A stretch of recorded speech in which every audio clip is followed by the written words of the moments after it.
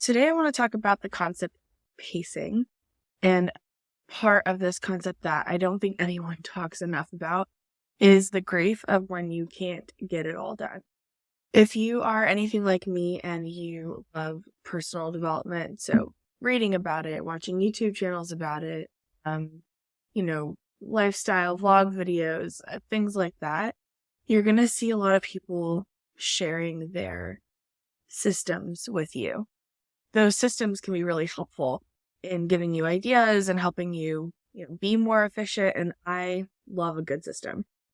But I've actually never really been able to stick to a system, even when it's around something that feels really important to me. There are practices that I've put in place that help me do all the things that I need to do on a daily basis and prioritize the things that I need to get done. But having some system in place that you follow every day, checklist, my life changes way too much for that to be effective for me. It leaves me feeling frustrated and like a failure every time I write a to-do list or a system, like a morning routine or a nighttime routine or a meal planning kind of, here's what I'm going to plan and eat for the whole week.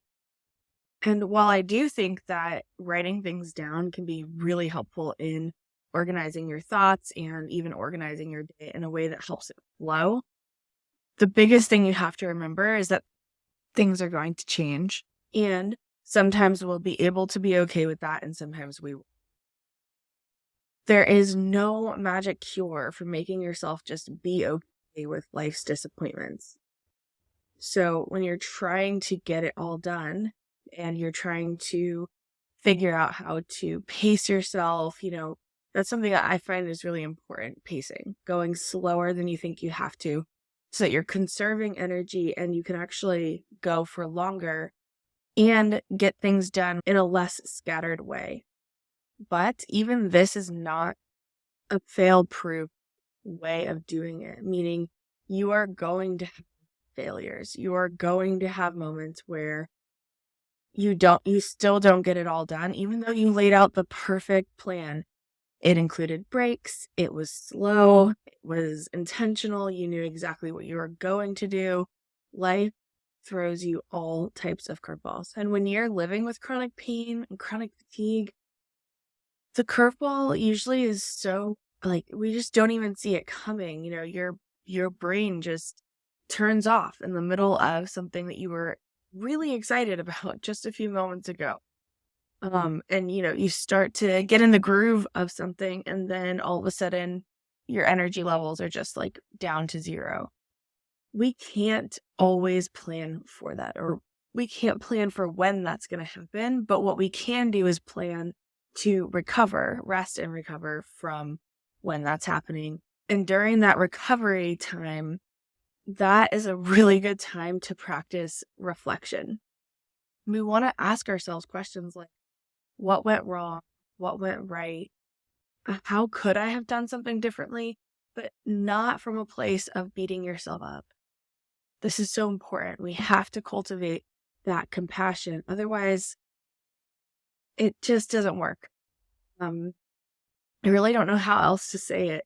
I feel like this is a concept that can be really hard to grasp, especially when you grew up being condemned for every little mistake that you made, and you really have no way of knowing how to make change without there being shame involved.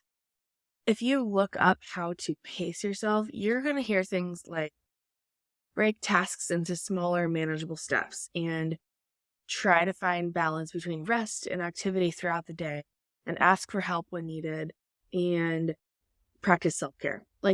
That's kind of the majority of what's going to come up when you start to Google this. And all of that is true, but it kind of doesn't tell you, it still doesn't tell you how do I practice self-care?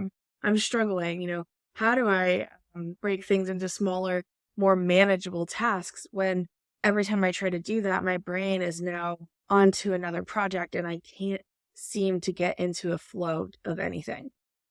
And I think that flow is probably the important word here. I think we all deserve to find these moments where we can get into flow, zone out. Nothing else drags our attention away. We can just go for 2-3 hours at a time doing what it is we want to do, whether that's something productive or something restful or something creative, whatever it is.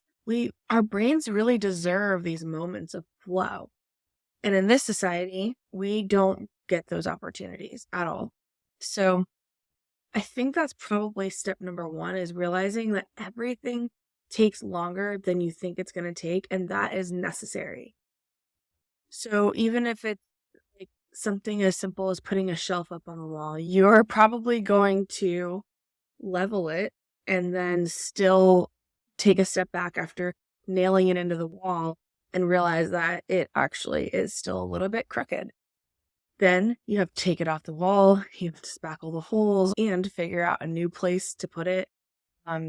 Like there's all these little things that go into it that we just don't think of. And because we don't think about that and plan that, we get really, really frustrated when those things happen, because it's like, well, I don't have time now to like fix it and then do it right, do it better. And so sometimes we can actually just not care and, okay, whatever, it's just going to stay crooked for now or permanently. That's fine. We can kind of let go of some of that perfectionism. Or we can say, okay, like I can't redo this right now, so I'm going to take the whole thing down and I'm going to redo it again later. But knowing then after this has happened, all you have to do during that time now is grieve and then reflect. So grieve might be a strong word when it comes to putting a shelf up on the wall, but grief is kind of just an overarching word that I'm going to use, when really it could just be like frustration, could be anger, could be whatever it is that comes up for you, which is likely going to be attached to however mistakes were handled as a kid. And so if mistakes came with a lot of like guilt tripping and disappointment, then you probably will feel really sad. And it might not even make sense to you why putting the shelf up crooked on the wall made you feel sad. And now you think you have this depression problem because you're crying over a shelf that you put up crooked. But maybe that's just how you were responded to as a kid, with mistakes over and over and over and over again. Or anger, if your parents were quick to be angry at you. And I say parents, but this could also just be other caretakers in your life who were around you a lot. Anything from a nanny to an aunt to school teachers.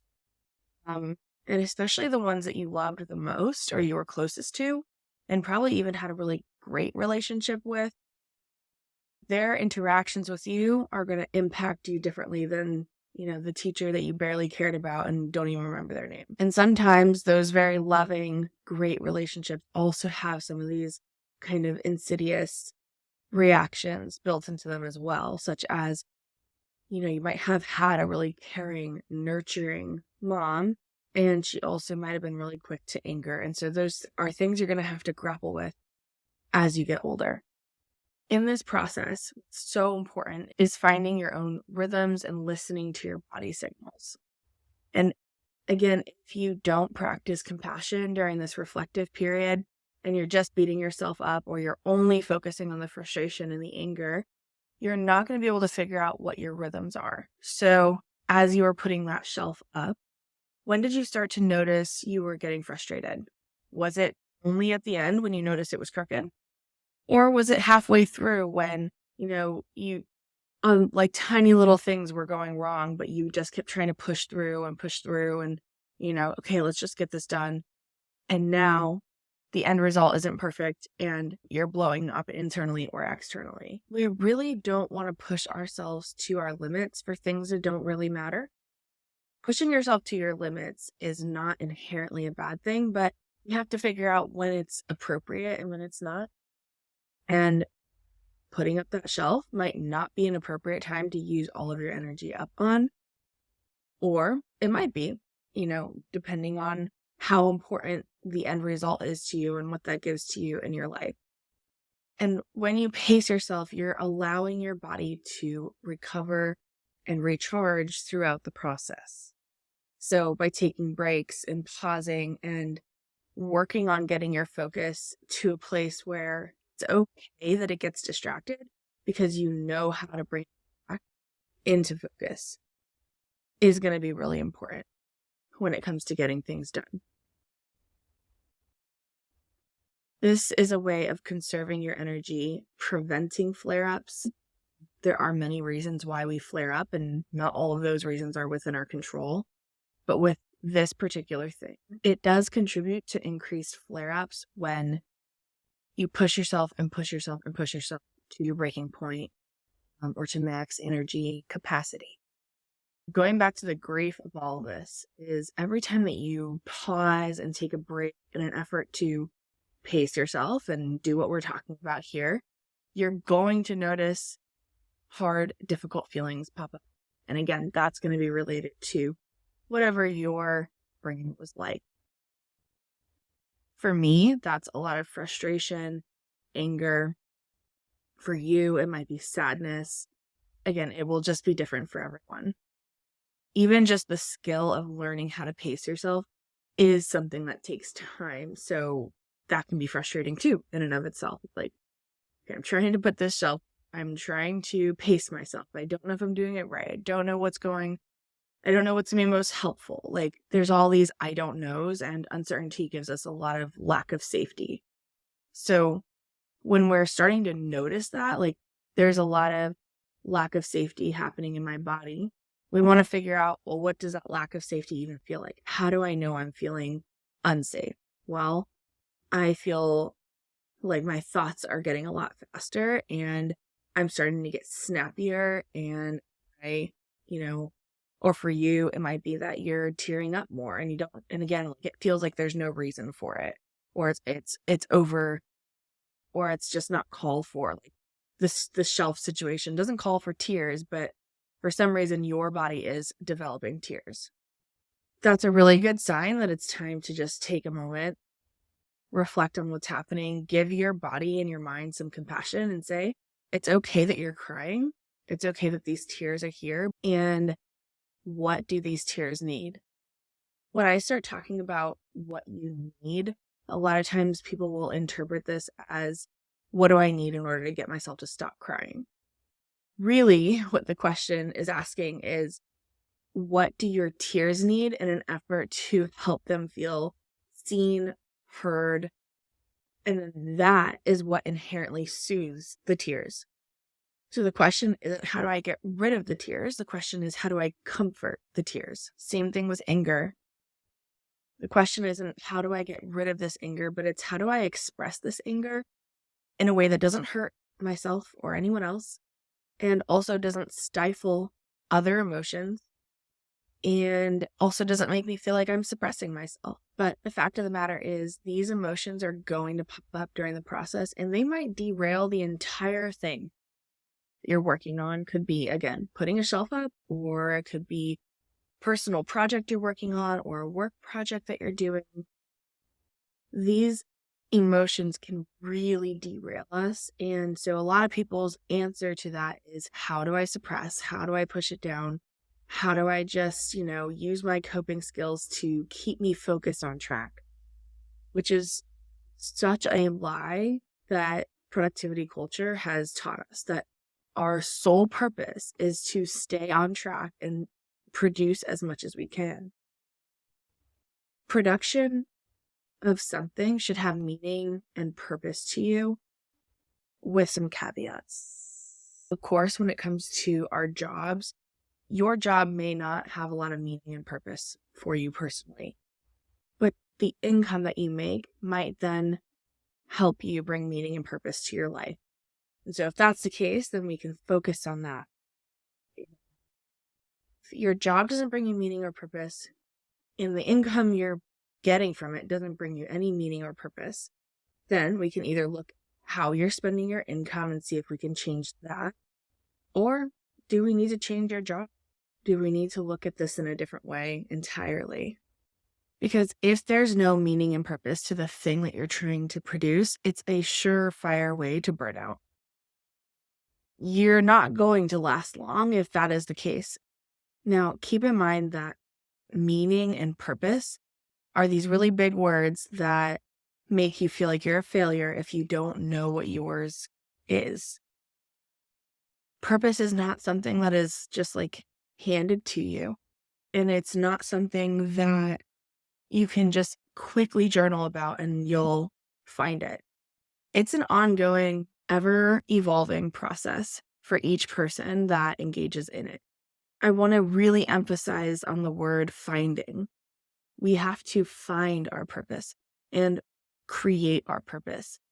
And that means we might find it and create it, and it means our purpose looks like this one thing for this one season of life, and then that might change. I think when things change, we really think that we like failed somehow. I think this is something that a lot of people struggle with. If there's this change happening, it means we've done something wrong. But that comes from really just a lack of rituals and transition periods and community that our society just does not have. When we band together and we listen to people tell their stories and we engage in communal activities and we really open ourselves up to relationships, we start to realize how normal it is to struggle, how normal it is to change your thoughts, change the things that are important to you, change so much. Again, we think that change is this horrible thing that means we didn't do something right the first time. And just keeping it completely real, that is absolutely false. We want to be intentional with our change and our transitions, but not so intentional that, we are rigid and we don't know how to do anything because we're still worried and consumed about doing it right. So when it comes to pacing yourself, again, there's all of these different techniques out there, time management, breaking your tasks down into smaller. All of those things are helpful, but if you don't know why you're doing the thing you're doing, it's going to be really hard to keep engaging in it. Even when you do know your why and you know how important it is, it can still be really hard because we're developing a skill. And especially if you're trying to do the skill alone, you don't have someone helping you, mentoring you, sharing with you in the process in a very kind, encouraging, and compassionate way, it's going to be harder for you to learn. So another really big tip that I would have is that when you're trying to learn how to do something, if you are struggling to the point where it is constantly bringing up the deepest, hardest feelings for you, I think that's simply just a sign that you're trying to do too much, too fast, too alone. We really need to start seeing who we can bring into our life or who we can just watch. It could be YouTube channels or characters in books or podcasters if you don't have someone in your immediate circle. And if you do have people in your close circle who are doing things that you want to be doing, whether that's a particular type of activity or it's a particular way of being, like you just really like their demeanor or how they handle life's challenges, spend more time with them. Figure out how you can be intentional to bring them closer into your circle or just to watch them more and learn from them and sit back and not try to prove yourself so much, but to let people come in and teach you rather than maybe you always trying to be the teacher. So that's it for today. If you have questions, you can DM me on Instagram if you're not a client. If you are a therapy client and I've said anything today that brings anything to mind for you, we will talk about it in our next session. And if you like my teaching style and you think that I would be able to hold your hand throughout this process of whatever you're going through, and you want to become a client, I will start taking new clients again in March of 2024. Right now we are in the end of December 2023.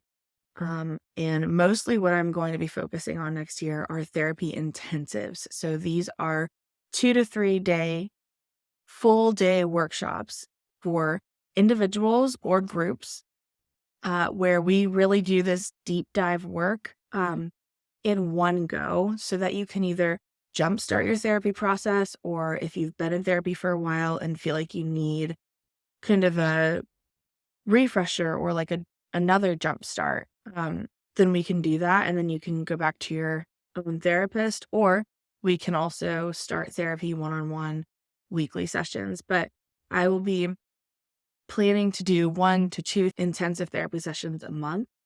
Um, and that does require you to be in the state of Georgia or Florida if we do it virtual, or you can travel to Atlanta, Georgia, and we can do that in person.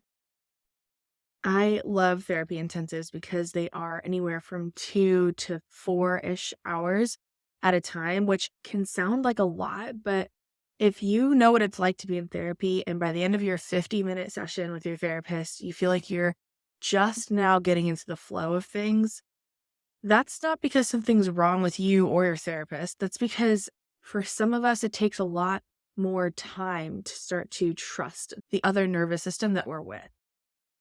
Meaning it would take you time to trust me and my nervous system. And it even takes my nervous system time to not necessarily trust yours, but to kind of get a feel for it and to know where we should go next. Which, of course, is a collaborative process, and we decide that together. But again, that takes time. And we are such a rushed society. And so I'm really moving towards longer sessions, which does mean more cost front, but less frequency. So the cost ends up being the same throughout like a month or 3 months or a year, depending on how we kind of schedule it. So just keep in mind that these therapy intensives are not magic cure-all fixes, but they can be a more effective and flowy kind of way of doing therapy rather than this rigid, like, okay, 50 minutes, let's cut to the chase and say all the things we have to say. And then, it's 50 minutes and we're done. And I have to go because in 10 minutes I have my next session and I've got to write notes and I've got to, like, it's so toxic. And so I will be changing that over the course of the next year and how I do things. So if you're interested in working together, feel free to reach out via email, destiny@destinywinters.com. And I would love to jump on a consultation call with you.